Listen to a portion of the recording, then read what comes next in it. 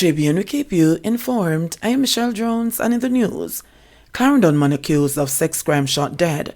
Cops probe if case is linked. The Clarendon police are probing whether the killing of a man in Butner district in Maypen on Friday night has anything to do with the case he has before the courts. Shandy Grant, a 19-year-old mason from Sevens Road in the parish, was shot dead while he waited at a car wash. Grant, who was well known to the police, was before the court accused of having sex with a minor and had been reporting to the authorities as a condition of bail. Reports are that about 10:27 p.m., Grant was at the car wash when he was pounced upon by men armed with guns. Police said the men shot him several times. He reportedly died on the spot and the gunmen fled the area. Residents summoned the police, who found Grant's lifeless body lying on his back in a pool of blood with what appeared to be gunshot wounds to his face, right knee, and the lower part of his right arm. Grant's body was removed to the Maypen Hospital, where it was confirmed dead. Police said while they do not have a clear motive, they are investigating if Grant's killing was linked to the matter he had before the courts. Gun and ammunition stolen from senior cop. The licensed farm of a senior policeman was stolen after thieves broke into his home in western Jamaica, as sources revealed. The gun, it is understood, was stolen along with cash and ammunition. Information gathered indicated that the robbery reportedly occurred sometime between 3:30 p.m. on Tuesday and 8:30 p.m. on Friday. Reports are that the senior officer securely locked up his stolen house and left. On his return, he discovered that culprits had broken into and entered his house. Upon investigating, he discovered that they forcibly removed and stole his safe, which contained his licensed pistol, 50 rounds of ammunition, $10,000 cash, and other personal items. An investigation has since been launched. Cab is living in fear after colleague killed on Washington Boulevard. Taxi operators, some expressing fears they carried passengers from Washington Boulevard to other sections of the city, staged a protest Friday against Thursday's murder and suspected robbery of colleague Courtney Clark. The taxi operators, who did not hide that they were scared, asked for prayers as they spoke of the dangers while transporting passengers. They said close to noon on Thursday, Clark was sitting in his white Toyota Probox motor car on Washington Boulevard, close to the Boulevard Shopping Center, when gunmen shot him before escaping on foot. A small gathering of Clark's colleagues, standing near where he was killed, demanded that gunmen and thieves stop targeting them. According to a man who gave his name only as Leonard, a taxi operator on the halfway tree to Duane Park route, taximen were scared before Thursday's killing, but are now far more afraid than before. Me done scared already and now me extra scared. We are working in fear as we transport hard-working Jamaicans. Lack of knowledge cause you fi kill a black brother. Me say the changes in the people. Please, don't make we be so fearful. It coming like randomly. Anyone we can just dead innocently, he said.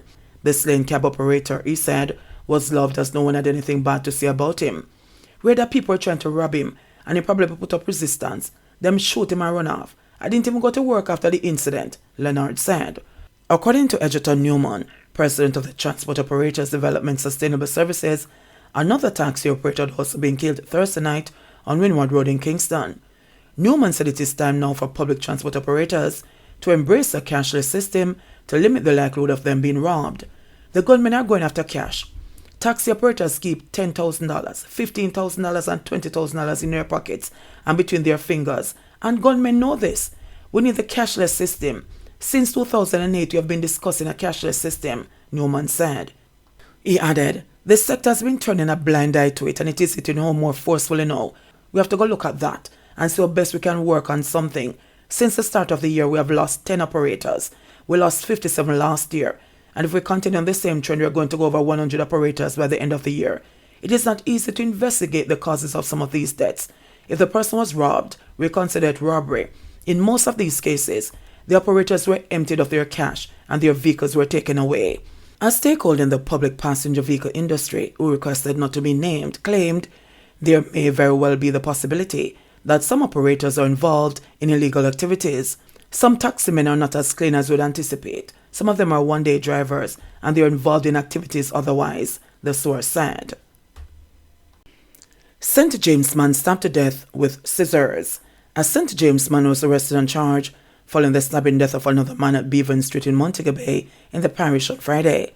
Delmore Elson, 34, was charged with murder in connection with the death of 29-year-old Romaine Linford, who is also from Montego Bay. It was reported that around 7 a.m. both men had a disagreement. The police said during a dispute, a pair of scissors was used to stab Linford in the chest. The now deceased was assisted by residents to the Cornwall Regional Hospital, where he died while being treated. Elson, the police said, was later detained and interviewed, after which he was subsequently charged.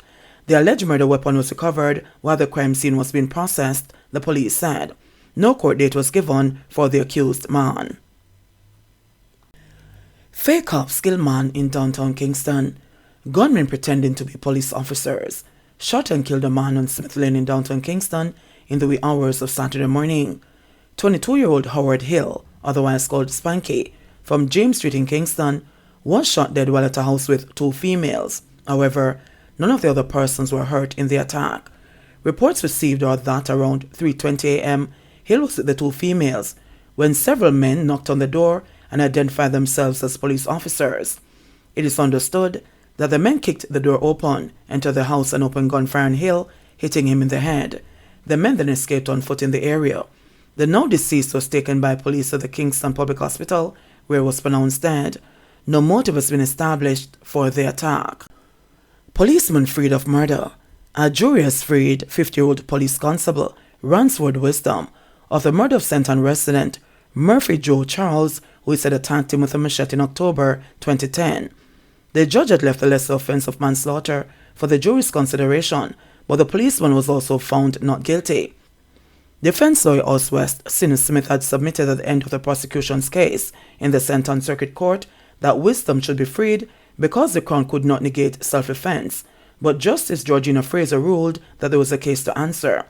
The prosecution's case was that Charles was shot in the lower back in Pear Tree Bottom, Runaway Bay, St. Ann on August 18, 2010, and died the next day in hospital. A statement was read to the jury in which a witness said Charles had called her attention to his injury the night of the incident, but did not answer her questions as to how or where he was shot. The witness telephoned the Discovery Bay police station and made a report. A bullet was extracted days later from the body of the deceased. A ballistic test revealed that the bullet was fired from Wisdom's gun. Wisdom, in his defense, gave sworn testimony that he left his station guard duty at the Runaway Bay police station without permission to get something to eat. On his return, he did not report to his immediate supervisor that he had fired his private licensed firearm in an incident at the Pear Tree Bottom fishing village. A call later came in from the Discovery Bay police station about a shooting, and Wisdom said policemen from his station went to investigate. Wisdom said further in his defense that while he and a female companion were sitting in his car, 2 male assailants approached them. He jumped from the car and shouted, "Police, don't move!" One of the men wielded a machete and he fired in the direction of the men and they ran away. He said he did not know at the time that anyone was shot. He said he did not make a report of the incident because he feared being charged with disciplinary breaches because he did not ask for permission to leave the station.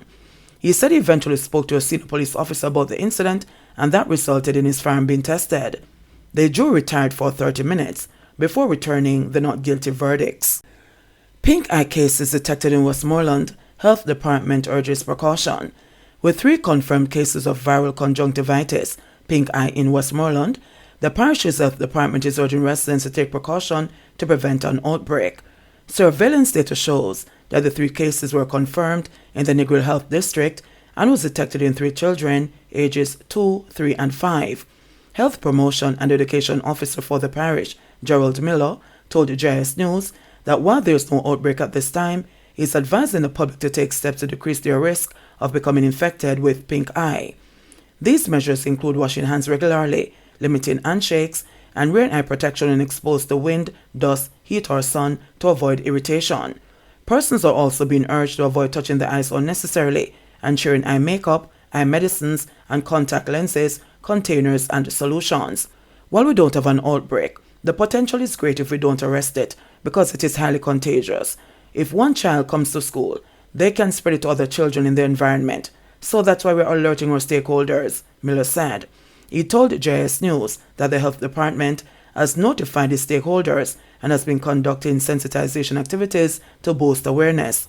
Since pink eye is contagious, we're using this medium now to engage and to alert our stakeholders, primarily the early childhood institutions, the Ministry of Education and Youth, and our schools, Miller said. We have sent information to the development officers who work with the Early Childhood Commission and we also informed the education officers of Westmoreland to disseminate information in their WhatsApp groups, he added. Miller is urging parents to visit a healthcare provider if their children are experiencing symptoms of the virus. Pink eye is redness and swelling of the eye that may be due to infection or irritation caused by viruses. Signs of the virus include redness and watery eyes, itchy and or burning eyes, grainy feeling in the eyes, and hypersensitivity to light. Pink eye is a common condition, and the infection can be spread by touching or rubbing the eyes with dirty hands, or sharing objects such as eye drops, contact lenses, towel or handkerchief, and makeup. Most people recover from pink eye within 7 to 10 days without medical treatment. Student charged for a break-in at St. Elizabeth School. An 18-year-old student and a minor were charged on Thursday in connection with a break-in at the Sydney Pagan STEM Academy in Elim District, Brays River, St. Elizabeth. Police said more than $2 million worth of items were stolen from the institution during the break-in last month. The student, Kessonal Banton, from Elim District, and the 17-year-old minor have been charged with schoolhouse breaking and larceny and receiving stolen property. It was reported that around 3:30 p.m. on Friday, February 3, school officials securely locked the office and left for home.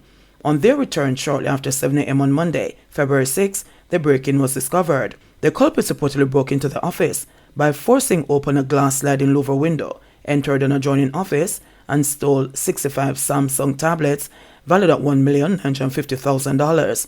They then ransacked the staff room and stole a Dell laptop computer and $5,100. On Wednesday, police carried out operations in Mitcham and Elim districts in the parish, and the two accused were found with the stolen tablets in their possession. They were taken into custody and, following further investigations, were subsequently charged. Man who allegedly chased another with a gun remanded. A man who allegedly pointed a gun at another man he claimed called him a gold thief was remanded when he appeared in the St. Catherine Parish Court on Friday. The accused, Ian Williams, is charged with illegal possession of firearm and assault of common law. When Williams appeared before Senior Parish Court Judge Desiree Lane, he was ordered remanded to appear in the gun court on April 14. It is alleged that on March 5, the complainant was at home in Central Village when he was approached by the accused and another man. Williams, who was reportedly armed with a gun, said, "Me say I call me go thief," then pointed the gun at the complainant. The complainant ran and was chased by the accused but managed to escape. He subsequently made a report and Williams was arrested and charged. JBN, we keep you informed. Please remember to subscribe, like, share, leave us a comment and click the notification bell to receive our daily news items.